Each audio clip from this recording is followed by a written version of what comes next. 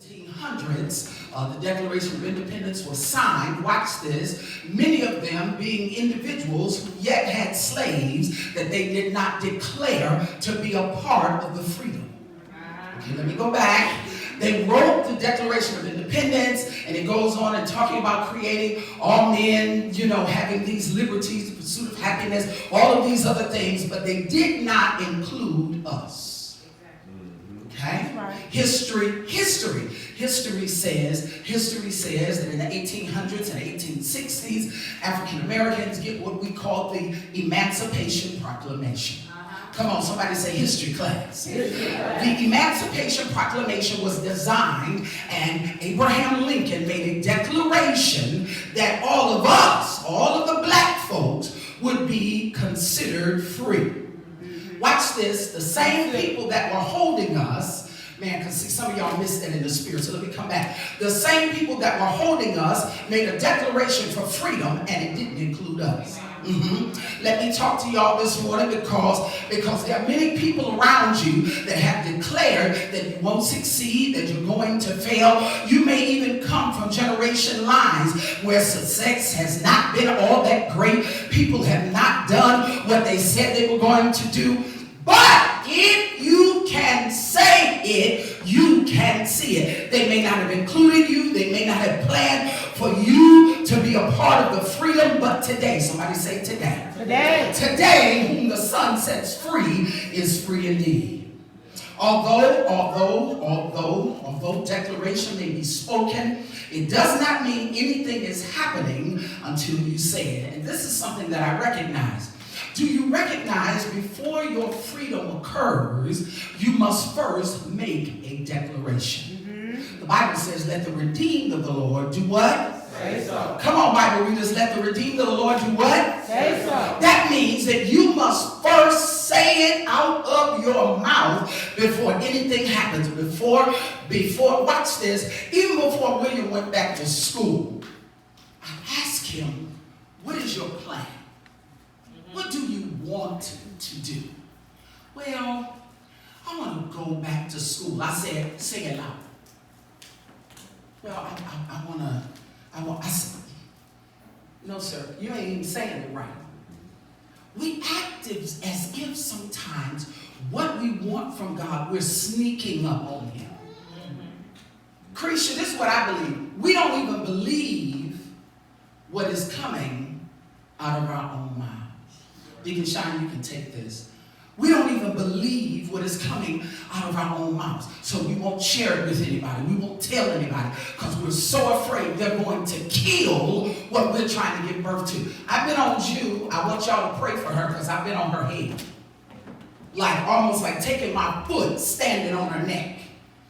I want to choke you until you catch up with what you're telling me that you want to do. Because right now, getting her from step A to step B is going to be hard.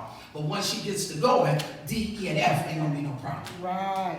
And I'm saying, this is what I said to her, you will not get old and sit back and say, man, I wish I could have, but I didn't. Man, where was somebody to encourage me? I said, you won't have that as an excuse. Somebody look at you. Say, Jew. Do it. Here we go. He says, be strong and be courageous. Be strong and be very courageous. Now, let's define courageous. Courageous comes from the French word that suggests to follow your heart. Every believer must develop the ability to follow the deposit that God has placed in us. Need somebody to say, if you can say it, you can see it. Every believer must learn how to declare it before they see it. So now, let me pose another question. What do you believe? Next year this time, I'll be in the same spot I'm in now.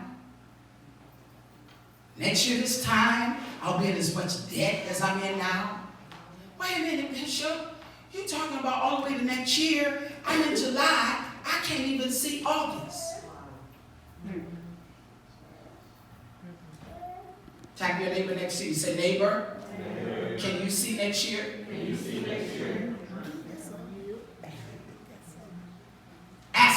What's your vision for next year?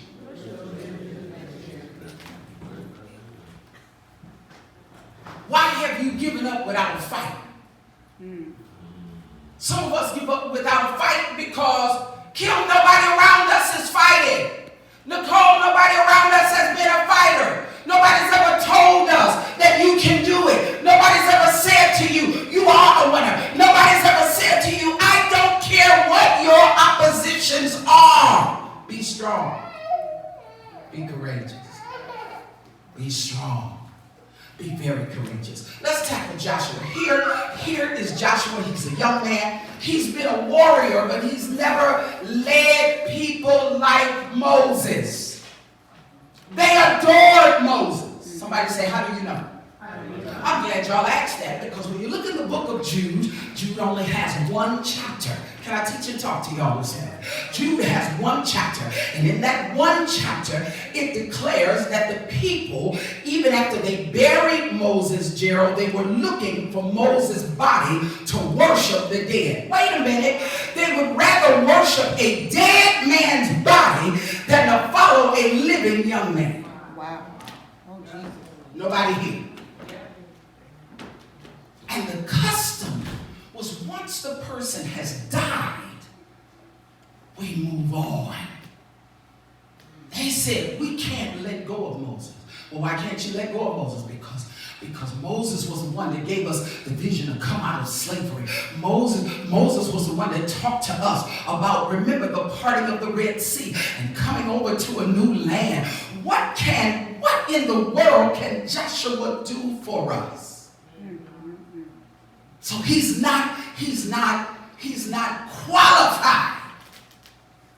Some of us would rather be stuck where we've been, following and repeating and doing dead things, than to open up our mind and say, wait a minute, there's a possibility of something new. There's a possibility that I can do something different. Here's one. There is more than one way to do new. Yeah. Come here, class. Yeah.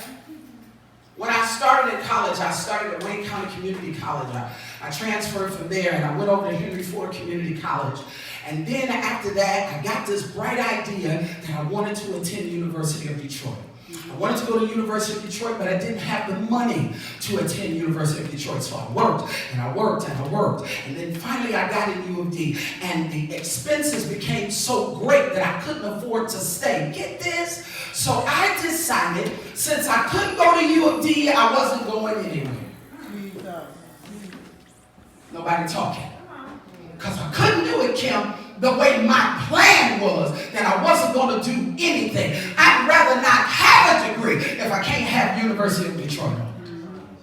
Is anybody listening? Some of us would rather fail because it means we got to make alternatives. We got to make switches. We got to do it differently. And I kept hearing my mother say to me over and over again, baby, there's more than one way to skin a cat. Y'all ain't going to talk to me this way.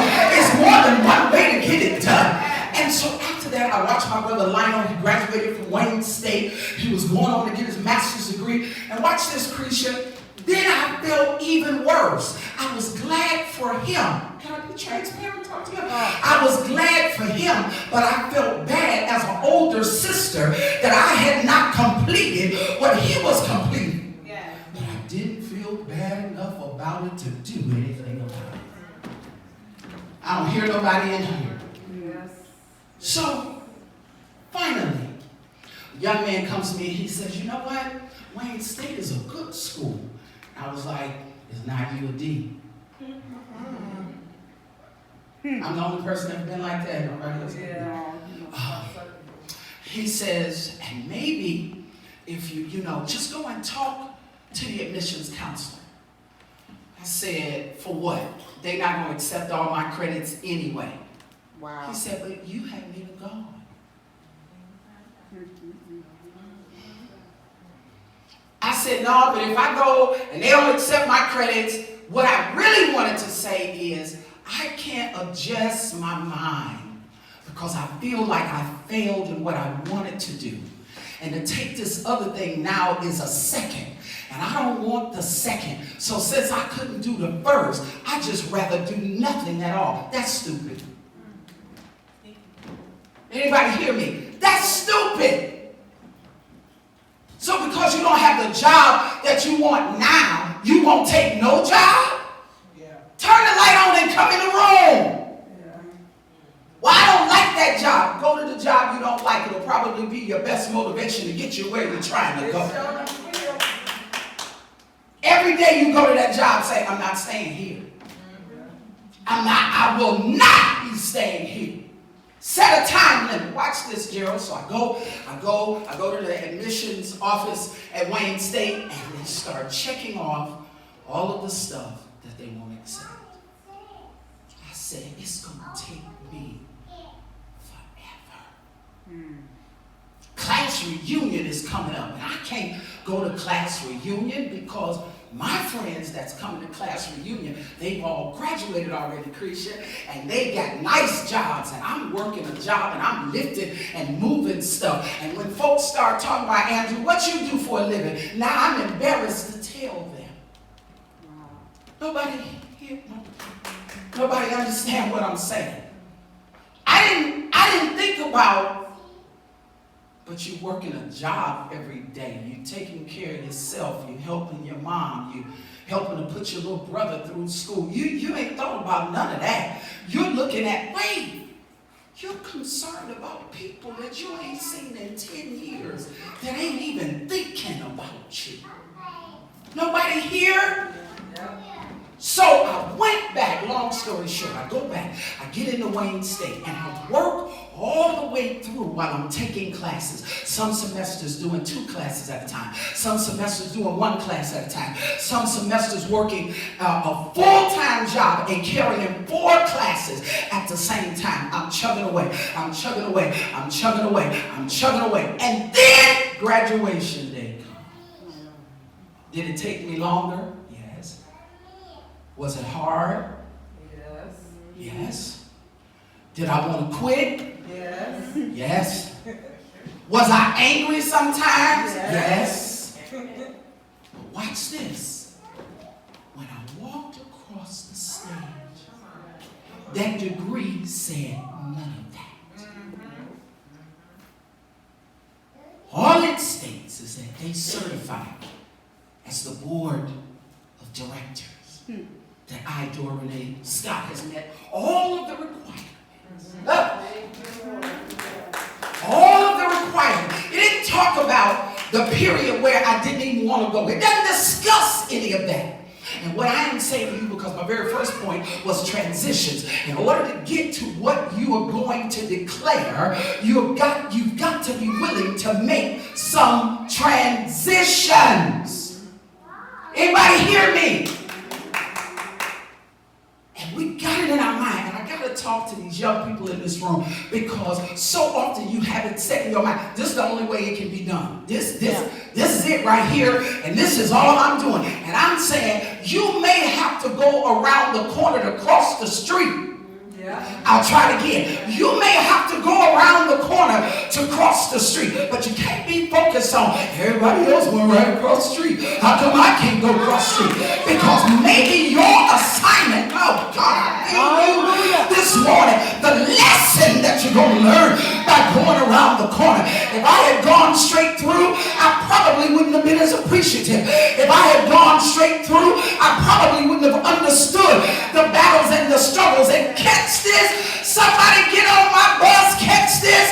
If I had not gone through all of that, I couldn't stand here today and tell you that if you say it, you can do it.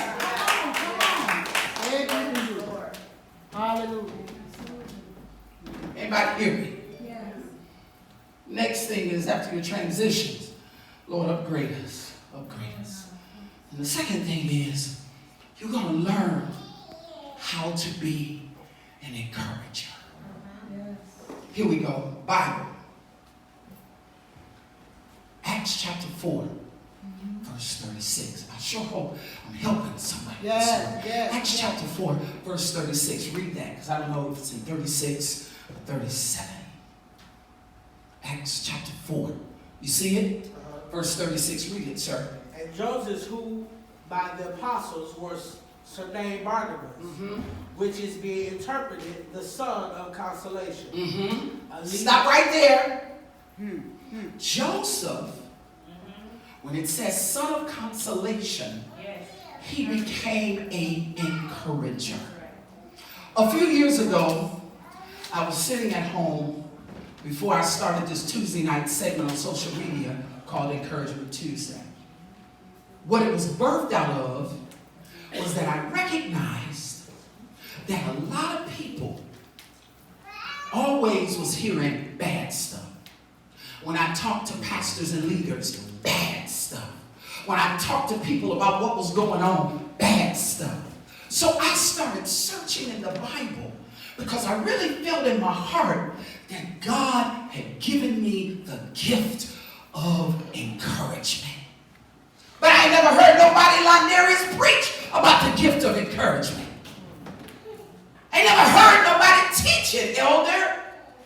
I always heard it was good to be an encourager, but I never saw where it was in the Bible. And then the Lord takes me here. Joseph, surnamed Barnabas. Okay, let me do this real quick. I ain't gonna stay here long. But Barnabas becomes the guy that travels with Paul first. That's right.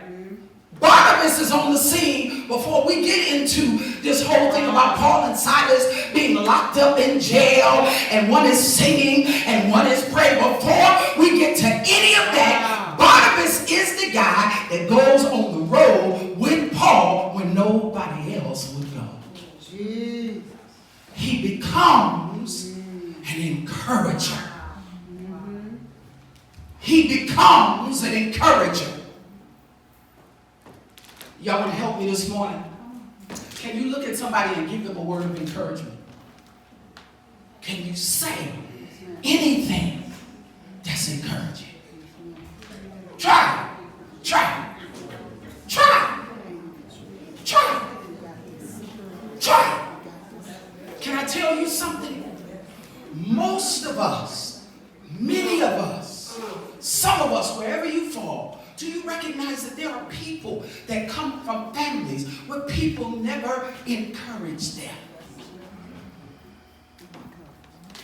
Never say you can do it. Never say you can make it. Never say you're doing good. I'm so proud of you. Wait a minute. We wait until the person builds the whole building, conquer the world, become a CEO. Watch this, Tia. I need encouragement when I just got an idea of a business.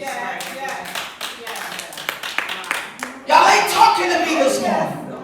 I need encouragement when I just got an idea of going back to school. I appreciate the encouragement 20 pounds later when I've lost it. But I need it after I make that round for you to inbox and say, Bishop, hang in there. Hang in there. Hang in there. You can do this. You're going to feel better. Keep going. Wow, I see you doing that thing. I see you opening up your business. Wow, you in school, do well. This semester is going to be good. Wait, you've been a great mom. You've been a great dad. I know it's rough. I know it's hard. I know ain't nobody patting you on the back. I know you're even beating yourself up. Oh, wait a minute, Paul. Stop. How many of you are good at beating up your own self? Oh, yeah. Absolutely.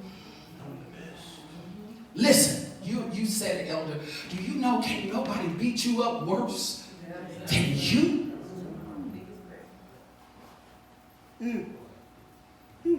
No matter how well somebody comes along and says, you know what, that was great. I really enjoyed that. You're like, well, it wasn't my best. But I didn't do that. But I didn't do this. No, really, I think it was great. Oh, well, maybe I'll do better next time.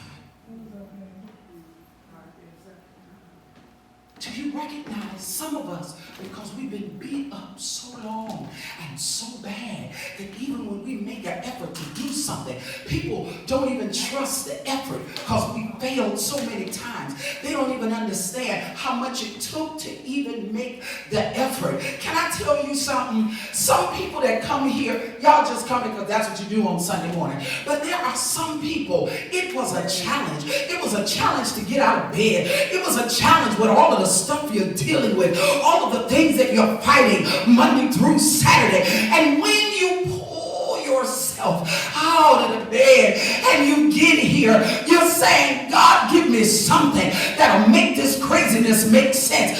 Give me something that's going to encourage me. I don't need to be beat up when I get here. I've already mastered that. I'm already dealing with all kind of stuff. I need something in my ear to put in my spirit that's going to say, man, if I can say that thing, I can see it. I need to at least believe when I walk out of this door to the car.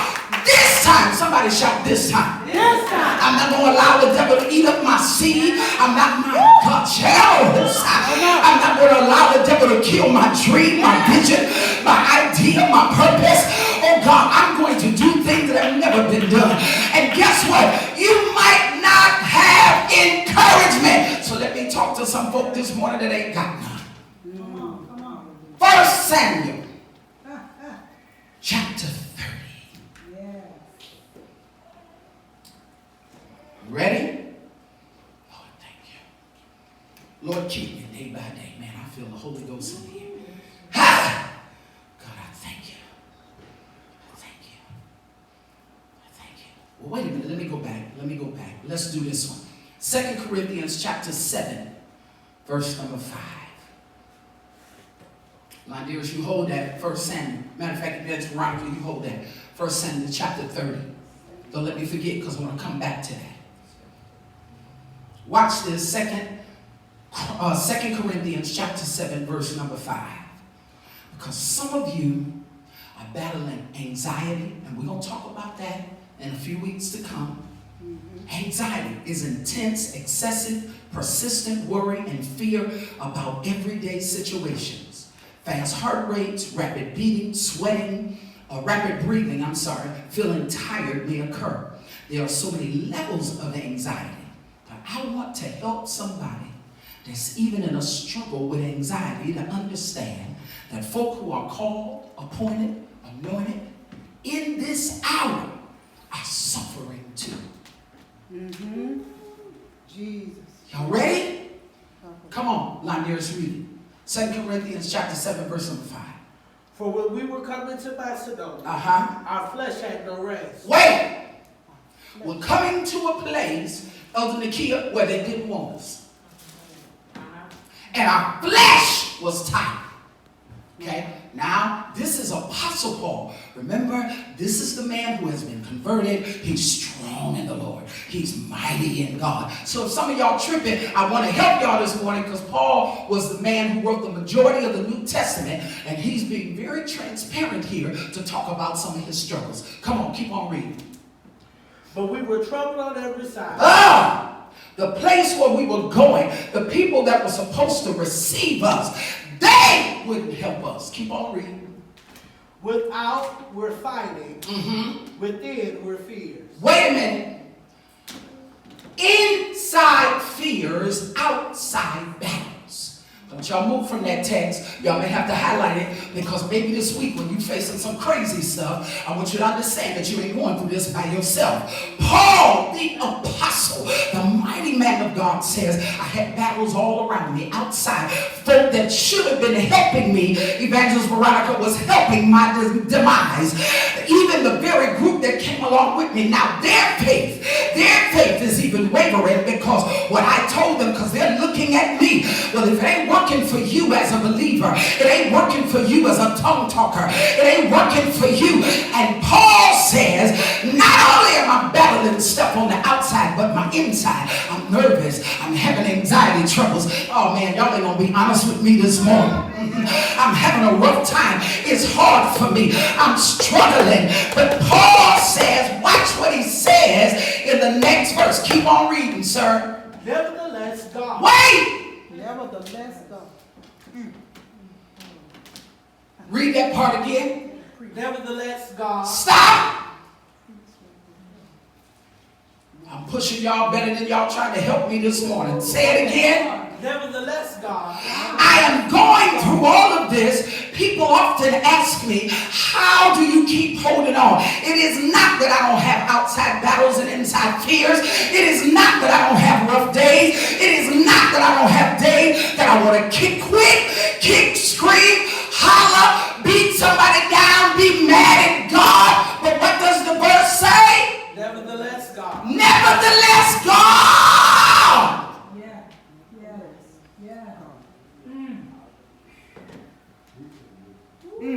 God, help me this morning. Nevertheless, in other words, even though that's going on, but God. Yes, yes. There are some seasons that's all you're going to have. Y'all hear me this morning? Yes. Now, let's take us to 1 Samuel chapter 30. And what does David tell us to do? He talks about encouraging himself. Encouraging himself. Let me make sure I get the right verse. Encouraging himself. He says, I'm looking around. I thought I had support. I ain't got nobody. It's verse number 6, I believe it is. Try that one. 1 Samuel chapter 30, verse number 6. And David was greatly distressed. Wait! David, the songwriter, the man that says, I'm after God's own heart. Him?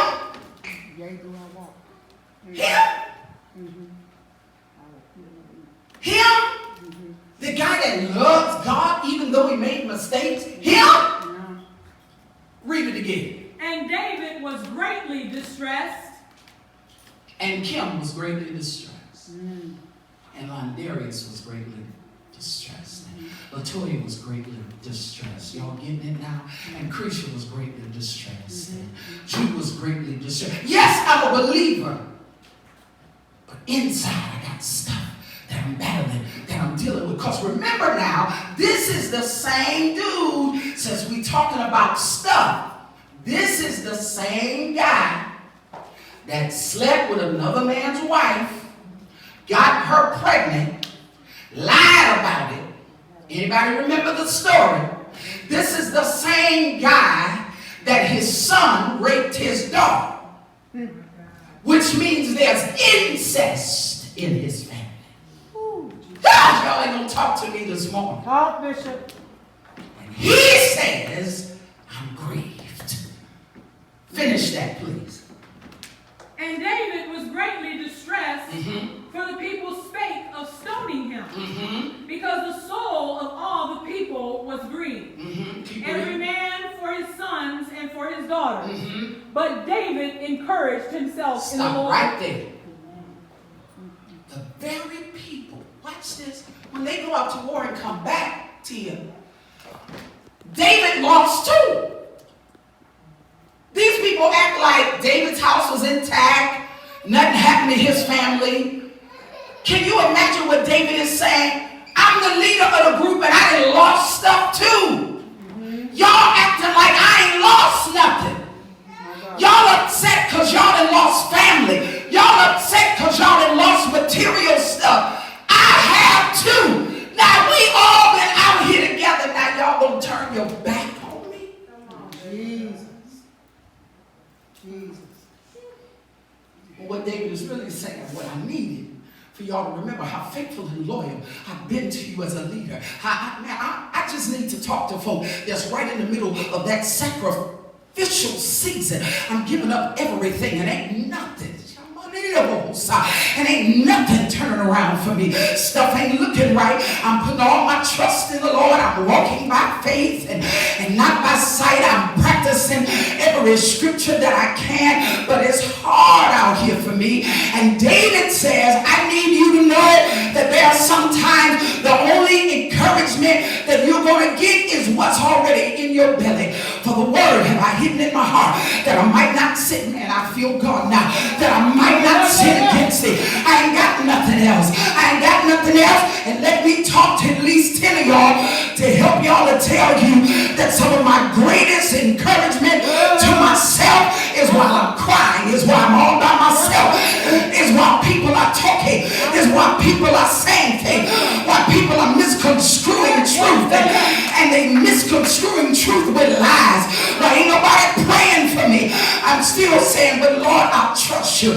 I'll trust you when I don't see you. God, I'll trust you when I don't understand. God, I'll trust you when it don't make sense.